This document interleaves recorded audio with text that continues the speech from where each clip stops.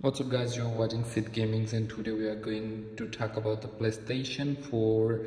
You just how to fix the crashing and freezing on your PlayStation 4. You just go turn off your PlayStation 4 simply with the button, a power button, and after that you press the power button so log and get your safe mode, and you connect your DualShock with the USB cable, and after that it will be worked. And here is the go to restore the first setting firstly, and secondly you just go to rebuild the database.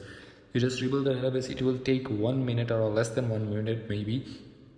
So, and after that, after rebuilding database, you just simply restart your PlayStation 4. It automatically will be restarted after rebuilding database, and you get your home screen, home menu on your PlayStation 4. And after that you can check your PlayStation 4 system performance. It's not going to crashing or freezing your app or games.